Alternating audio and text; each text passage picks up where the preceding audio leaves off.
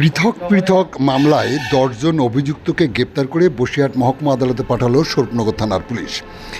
Police সূত্রে জানা যায়, গতকাল গভীর রাতে টিপি শ্মশানঘাট এলাকায় কয়েকজন দুষ্কৃতিকারী এক জায়গায় সমবেত হয়েছে। গোপন সংবাদের সূত্র ধরে ঘটনাস্থলে পৌঁছায় স্বরূপনগর থানার পুলিশ। পুলিশের সন্ধান বুঝতে পেরে অন্যরা পালিয়ে গেলেও পুলিশ ৩ জনকে গ্রেপ্তার করে। পুলিশ সূত্রে জানা যায়, গ্রেপ্তার হওয়া ওই ৩ ব্যক্তির মধ্যে বাসুধাম গাইন, বাড়ি স্বরূপনগর সাহাপাড়ায়; সুমন্ত মণ্ডল ওরফে মানিক, সে নিশ্চিন্তপুর গ্রামের বাসিন্দা; অন্যজন ইন্দ্রজিৎ মণ্ডল, তার বাড়ি স্বরূপনগরে।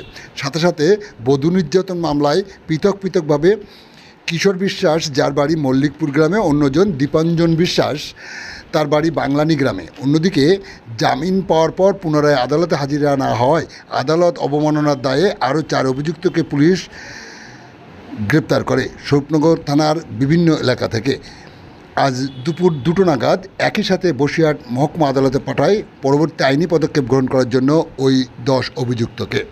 আপনারা দেখছেন সেই সময়ের বিশেষ মুহূর্তের ধারণকৃত ভিডিও চিত্র আজকের স্বরূপনগর পত্রিকার অনলাইনে। আমাদের সাথে থাকুন, দেখতে থাকুন।